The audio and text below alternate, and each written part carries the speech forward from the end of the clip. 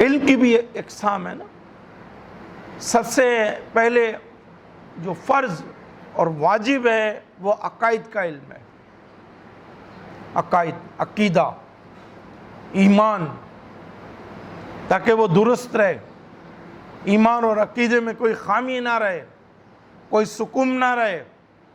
سب سے پہلے ایمان اور عقیدہ، اس کا علم حاصل کیا جائے. پھر عبادات. اب عبادات کیا ہیں؟ دوسرے درجے پر روزہ رکھنا ہے، کب سے کب تک رکھنا ہے، کس طرح رکھنا ہے، نماز پڑھنی ہے، کون سی نماز کب پڑھنی ہے، کس طرح پڑھنی ہے، زکوٰۃ دینی ہے، کیسے دینی ہے، صدقہ دینا ہے، کیسے دینا ہے، حج کرنا ہے، کیسے کرنا ہے، عمرہ کرنا ہے، کیسے کرنا ہے. عبادات. پھر اعمال، عمل صحیح ہو، درست ہو، لین دین، معاشرت،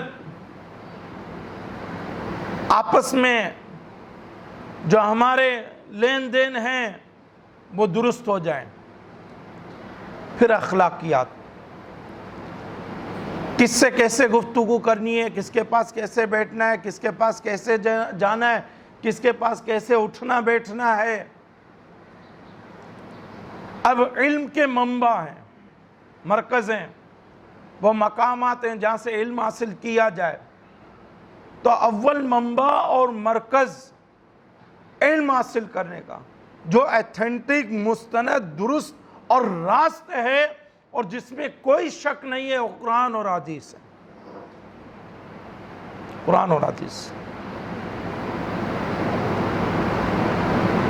پھر علم حاصل کرنے کے لحاظ سے کہ ظاہر ہم دنیا میں ہیں تو دنیاوی ہماری ضرورت ہے.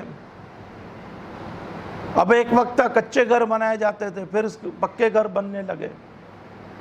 پہلے اونٹ اور گھوڑے ہوا کرتے تھے، اب مشینریز کا زمانہ ہے تو گاڑیاں ہیں، بسیں ہیں، جہاز ہیں، ہیلی کاپٹر ہیں. اب کیسے بنیں گے، یہ دنیاوی معاملات کا علم ہے.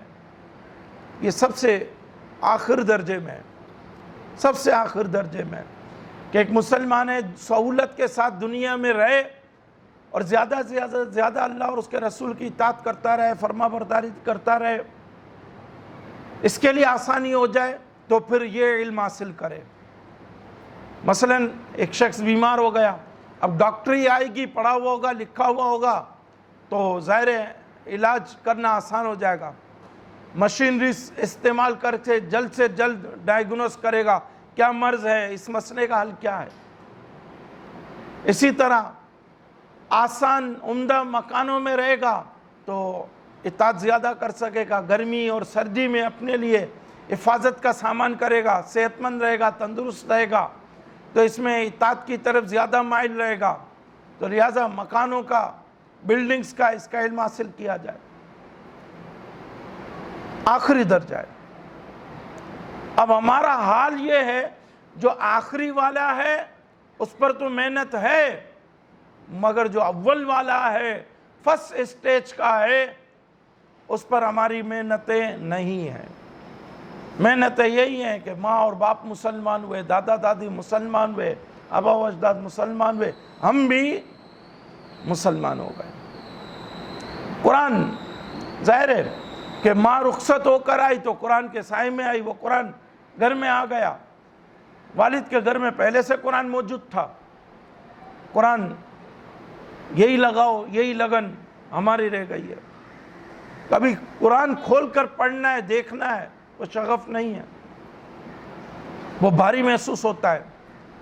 مگر یہ کام بڑا آسان لگتا ہے، کسی کے پاس بیٹھ کر اپنی مشکلات پریشانیوں کا رونا دھونا کر لو، یہ بڑا آسان لگتا ہے.